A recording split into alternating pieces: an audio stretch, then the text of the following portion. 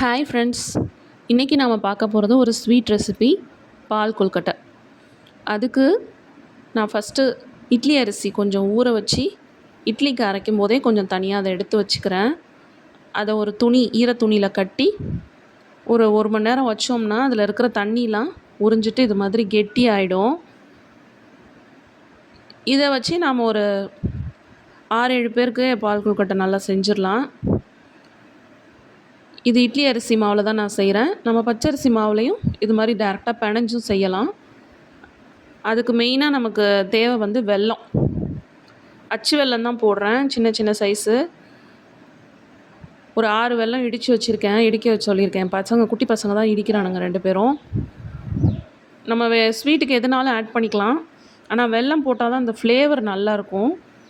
அப்புறம் தேவையான பொருள் தேங்காய், ஒரு 1/2 மூடி தேங்காய் திருவி வச்சுருக்கேன், 2 ஏலக்காய்.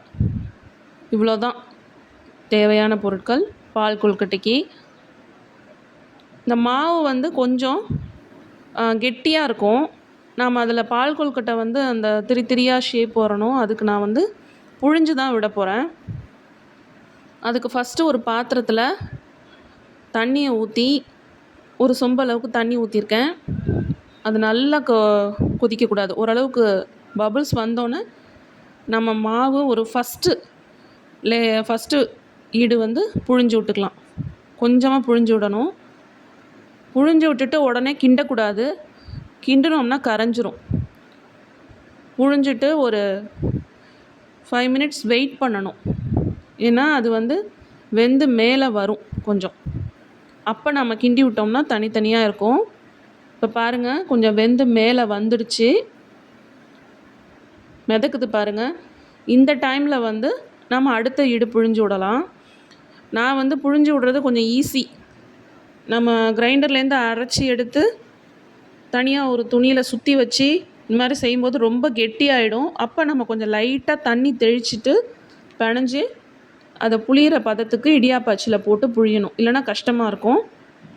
இதை நீங்கள் அப்படியே புழியாமல் கையிலே எடுத்து உருண்டையாக குட்டி குட்டி பால்ஸாக உருட்டி போடலாம், இல்லைனா நீட்டமாகவும் கையாலே திரட்டி போடலாம். இப்போ இதை கிண்டும்போது கொஞ்சம் கொஞ்சம் ஒட்டி தான் இருக்கும். அது நல்லா வெந்துட்டுனா பிரிஞ்சிரும். ரொம்ப போட்டு ஸ்ட்ராங்காக கிண்டக்கூடாது, குழஞ்சி போயிடும். அப்படியே மீடியம் ஹீட்டில் வச்சு தான் செய்யணும்.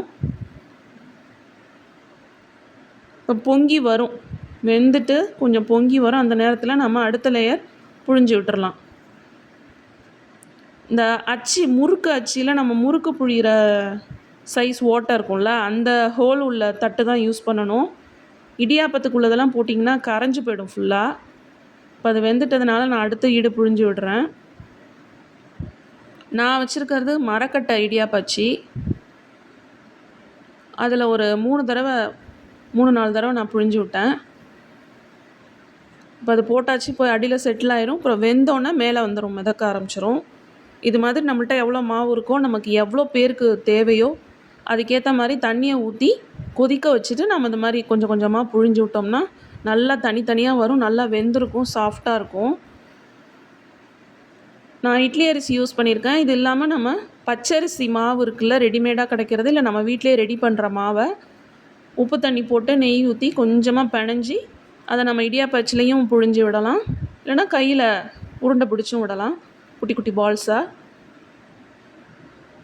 இல்லை நீட்டமாக விரல் மாதிரி குட்டி குட்டியாக திரட்டி கையாலேயே திரட்டி போடுவாங்க, அது மாதிரியும் போடலாம். இது நம்ம விருப்பம்தான். ஆனால் பச்சரிசியில் செய்கிறத விட இந்த மாதிரி இட்லி அரிசிக்கு ஊற வச்சு இட்லிக்கு அரைக்கும்போது நம்ம தனியாக அதை எடுத்து செய்யலாம், இல்லை மிக்சிலேயே தனியாக அரைச்சிக்கலாம். நம்ம இட்லி அரிசியை எடுத்து இந்த மாதிரி கொழுக்கட்டைக்கு மட்டும் தனியாக எடுத்து ஊற வச்சு அரைச்சி எடுத்து இந்த மாதிரி தண்ணியை வடியணும், நல்லா துணியில் இறுக்கமாக கட்டிட்டு செஞ்சோம்னா சூப்பராக இருக்கும். இட்லி அரிசி டேஸ்ட் தான் ரொம்ப நல்லாயிருக்கும் கம்பேர்ட் டு பச்சரிசி மாவு. இப்போ அடுத்த லேயர் புழிஞ்சு விட்றேன். இது ஒரு 6-7 பேருக்கு எனக்கு சரியாக இருந்துச்சு செய்கிறது. வெல்லத்தை இடித்து வச்சு போட்டோம்னா நமக்கு சீக்கிரம் கரைஞ்சிரும். பாகா வச்சு கிண்டினோம்னா சரி வராது, தண்ணி அளவு நீத்து போயிடும். ஒரு மாதிரி பால் கொல்கட்டை கொஞ்சம் திக்காக இருக்கணும், ரொம்ப திக்காகவும் இருக்கக்கூடாது, தண்ணியாகவும் இருக்கக்கூடாது. ஒரு நடுத்தரமாக ஒரு கன்சிஸ்டன்சி பாயாசம் அளவுக்கு இருந்தால் தான் நல்லாயிருக்கும் சாப்பிட. அதோட செஞ்ச உடனே சூடாக சாப்பிட்டா டேஸ்ட் கம்மியாக தான் இருக்கும்.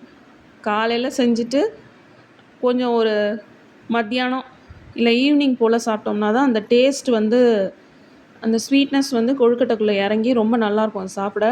அதோட இதில் வெல்லத்தோட இந்த மாவு, வெல்லம், தேங்காய் துருவி தான் போடணும். அப்போ தான் ரொம்ப நல்லாயிருக்கும். இது 3 தான் மெயினே. இது 3 தான் இந்த பால் கொழுக்கட்டைக்கு டேஸ்ட் கொடுக்குறதுமே கூட. ரொம்ப ரொம்ப ஃபேவரட்டான ரெசிபி இது. சின்ன பிள்ளைங்களுக்கு கூட விரும்பி சாப்பிடுவாங்க. நான் மிச்சம் புழிஞ்சது போக மீதி இருந்த மாவை கையாலேயே உருண்டை பிடிச்சி போடுறேன். குட்டி குட்டியாக போட்டுட்ருக்கேன். ஏன்னா அது அச்சில் புழிய முடியாது, ஒட்டிக்கும் சைடில். இப்போ நல்லா வெந்துட்டுருக்கு. இன்னும் கொஞ்சம் நல்லா வேகணும். இதெல்லாம் வெந்ததுக்கப்புறம் நம்ம இடித்து வச்ச வெல்லத்தை டேரெக்டாக ஆட் பண்ணிடலாம். வெல்லம் நல்லா கரைஞ்சி கலர் மாறும். நல்லா கரைஞ்சிட்டதுக்கப்புறம் நம்ம தேங்காவை ஆட் பண்ணிவிட்டு ஒரு கிண்டிட்டு அப்புறம் ஏலக்காய் தட்டி போட்டு 2 ஏலக்காய் தட்டி போட்டு இறக்கிடலாம். உப்பு சேர்க்கணும் மெயினாக. இந்த மாவு கிரைண்டர்லேருந்து அரைச்சி நான் எடுத்து வச்சுருக்க மாவில் தண்ணி தெளித்து லைட்டாக பிணையிறதோட அந்த மாவுக்கு ஏற்ற உப்பு அதில் சேர்க்கணும். அப்போ தான் இன்னும் நல்லா டேஸ்ட்டாக இருக்கும். இப்போ இந்த தண்ணியில் போட்டதுக்கப்புறமும் கொஞ்சம் நம்ம உப்பு சேர்க்கணும். உப்பு சேர்த்தா தான் அந்த இனிப்பையும் எடுத்து கொடுக்கும். நல்லா நமக்கு அந்த டேஸ்ட்டும் கம்ப்ளீட் ஆகும்.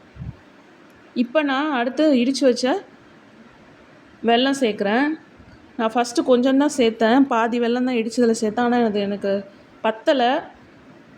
நான் யூஸ் பண்ணது வந்து அச்சு வெல்லம். அது ஒரு மாதிரி ஆரஞ்சிஷ் ரெட்டாக இருந்துச்சு. அந்த கலர் தான் நான் யூஸ் பண்ணேன். நம்ம என்ன வெல்லம் யூஸ் பண்ணுறோமோ அந்த கலர் தான் வரும் கொழுக்கட்டைக்கு. நீங்கள் நாட்டு சர்க்கரை யூஸ் பண்ணிங்கன்னா நல்லா திக்காக ஒரு மாதிரி ப்ரௌன் கலரில் வரும். அதை யூஸ் பண்ணியும் செய்யலாம். நமக்கு எது விருப்பமாக செய்யலாம். ஆனால் ஒயிட் சுகர் ஜீனி போட்டோம்னா அது டேஸ்ட்டே வேறு மாதிரி இருக்கும். திகட்டுற மாதிரி இருக்கும் ரொம்ப. ஸோ அளவாக போட்டுக்கோங்க. அப்போ தான் நல்லாயிருக்கும். எனக்கு கொஞ்சம் திக்காயிட்டு அதனால் நான் கொஞ்சம் தண்ணி ஊற்றிக்கிறேன். இதில் இன்னொரு விஷயம் என்னென்னா, நம்ம இது மாதிரி செய்யும்போது தண்ணி அளவு தெரியாமல் நிறையா வச்சிட்டோம்னா அந்த நேரம் வந்து இந்த அரைச்ச மாவு அரிசி மாவு மட்டும் தனியாக இருந்ததுன்னா கொஞ்சம் கரைச்சி கடைசியாக ஊற்றலாம். அப்படி இல்லைன்னா பச்சரிசி மாவை கரைச்சி ஊற்றினோம்னா திக்காயிடும். கொஞ்சம் திக்காக இருக்கணும். அப்போ தான் ரொம்ப நல்லாயிருக்கும். இப்போ ஓரளவுக்கு வெந்துட்டு எனக்கு வெல்லம் கலர் பத்தலை. அதனால் இன்னும் கொஞ்சம் கலரும் பத்தலை, ஸ்வீட்டும் பத்தலை. அதனால் இன்னும் கொஞ்சம் நுணுக்கி வச்சதையும் ஆட் பண்ணிடுவேன்.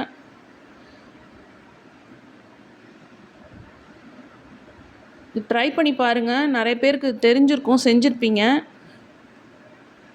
நான் சொன்ன மெத்தடில் தான் நீங்களும் செய்கிறீங்களான்னு சொல்லுங்கள் கமெண்ட்டில். நீங்கள் எப்படி செய்வீங்க, எந்த மெத்தடில் செய்வீங்கன்னு சொல்லுங்கள். இப்போ நான் அடுத்து மீதி இருக்கிற இடிச்சு வச்ச வெல்லத்தையும் ஆட் பண்ணுறேன்.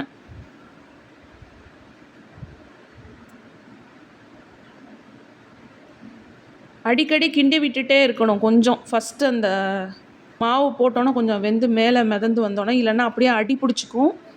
ஹை ஃப்ளேமில் வச்சும் செய்யக்கூடாது, அடி பிடிச்சிரும். மீடியம் ஃப்ளேமில் வச்சு தான் செய்யணும்.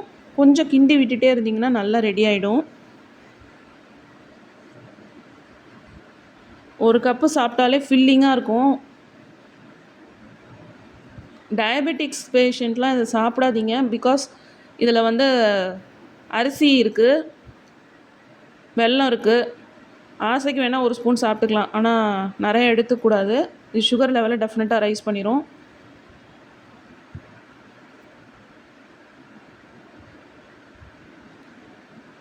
இந்த மாதிரி பச்சரிசி மாவு இல்லாமல், இட்லி அரிசி மாவு இல்லாமல் வேறு எந்தெந்த மாவில் நீங்களாம் கொழுக்கட்டை செய்வீங்க, இந்த மாதிரி பால் கொழுக்கட்டை எப்படி செய்வீங்கங்கிறது கமெண்ட்டில் சொல்லுங்கள். இப்போ பாருங்கள், அப்படியே பொங்கி பொங்கி வருது. இந்த ஸ்டேஜ் தான் கரெக்டான ஸ்டேஜு.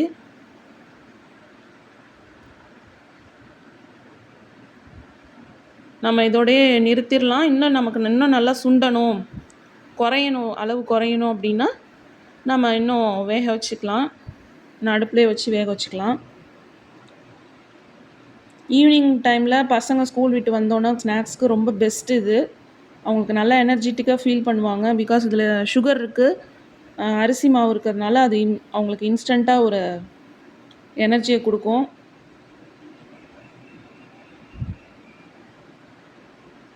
இப்போ நைட்டு ஈவினிங் செய்கிறீங்கன்னா நான் காலையில் சாப்பிட்டிங்கன்னா இன்னும் நல்லாயிருக்கும். இப்போ நான் 2 ஏலக்காய் தட்டி போடுறேன். ஈவினிங் செஞ்சு வச்சுட்டு மறுநாள் காலையில் அதை எடுத்து சாப்பிட்டிங்கன்னா இன்னும் நல்லாயிருக்கும். ஆறுனதுக்கப்புறம் ஈவினிங் செஞ்சு ஆறுனதுக்கப்புறம் ஃப்ரிட்ஜுக்குள்ளே எடுத்து வச்சிடணும். வெளியிலே வச்சிங்கன்னா வீணாக போயிடும். ஏன்னா தேங்காய் போட்டிருக்கிறதுனால வீணாக போயிடும். ஃப்ரிட்ஜில் வச்சு மறுநாள் திருப்பி சூடு பண்ணிவிட்டு சாப்பிட்டா அந்த டேஸ்ட்டு அப்போ தான் நல்லாயிருக்கும். எப்படி மீன் குழம்பு வந்து அன்னைக்கு சாப்பிட்றத விட அப்போ அடுத்தடுத்து சாப்பிட்டா தான் நல்லாயிருக்கும்னு சொல்கிற மாதிரி இதுவும் அதே மாதிரி தான்.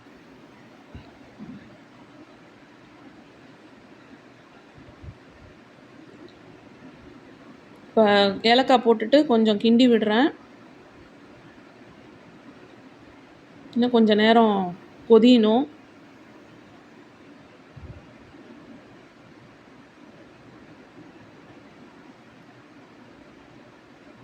ஸ்வீட் பிடிக்கிறவங்களுக்கு டெஃபினட்டாக அது பிடிக்கும்.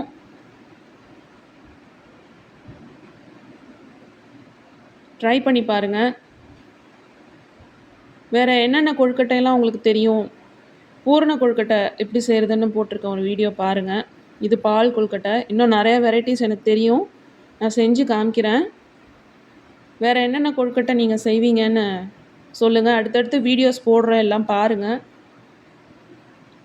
உங்களுக்கு இந்த வீடியோ பிடிச்சிருக்குன்னு நினைக்கிறேன். எதுவும் கரெக்ஷன்ஸ் இருந்தால் கமெண்ட் பண்ணுங்கள். செஞ்சு சாப்பிட்டுட்டு எப்படி இருக்குன்னு சொல்லுங்கள். லைக் பண்ணுங்கள், ஷேர் பண்ணுங்கள், சப்ஸ்கிரைப் பண்ணுங்கள், சப்போர்ட் பண்ணுங்கள். தேங்க்யூ.